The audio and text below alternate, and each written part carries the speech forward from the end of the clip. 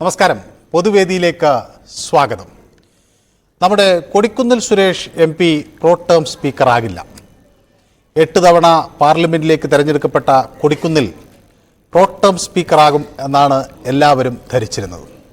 എന്നാൽ കീഴ്വഴക്കങ്ങൾ മാറ്റിവെച്ച് 7 തവണ പാർലമെന്റ് അംഗമായ ഭർതൃഹരി മഹതാബിനെയാണ് പ്രോ ടേം സ്പീക്കറാക്കാൻ ഇപ്പോൾ തീരുമാനിച്ചിരിക്കുന്നത്. കൊടിക്കുന്നിലിനോട് നീതി നിഷേധം ഉണ്ടായോ എന്നാണ് ഇന്ന് പൊതുവേദി ചർച്ച ചെയ്യുന്നത്. എല്ലാവർക്കും പൊതുവേദിയിലേക്ക് സ്വാഗതം.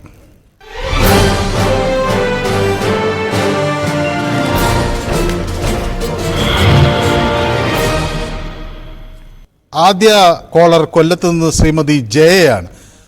ശ്രീമതി ജയ എങ്ങനെ ഈ വിഷയത്തെ നോക്കിക്കാണുന്നു? ഇത് ഒരു കീഴ്വഴക്കങ്ങളുടെ ലംഘനം എന്നതിനപ്പുറത്തേക്ക് എന്തെങ്കിലും മാനങ്ങൾ നൽകേണ്ട ഒരു വിഷയമാണോ?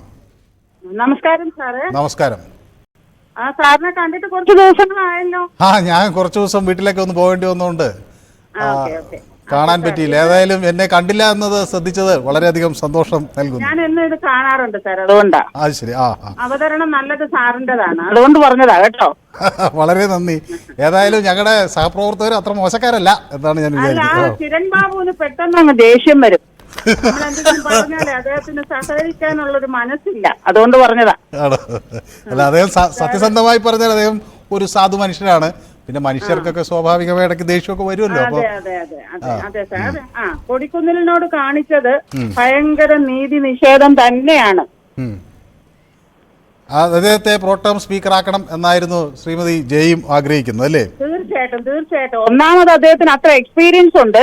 രണ്ടാമത് പട്ടികജാതിയിൽ നിന്ന് വന്ന ഒരു MP ആണ്. ആ ഒരു പരിഗണന നൽകണമായിരുന്നു നമ്മുടെ രാജ്യത്ത്. അതിനൊരു പ്രാധാന്യം ഇവർ കൊടുക്കണമായിരുന്നു. ഇവരെന്തുകൊണ്ട് ഈ ഭർതൃഹരിയെയൊക്കെ പിടിച്ച് എന്തിനു ഇങ്ങനെ ആക്കിയെന്ന് നമുക്ക് മനസ്സിലാവുന്നില്ല. നമ്മൾ സാധാരണക്കാരാണ്, നമുക്ക് മനസ്സിലാവുന്നില്ല അത് എന്തുകൊണ്ട് ഇങ്ങനെ ചെയ്തെന്ന്.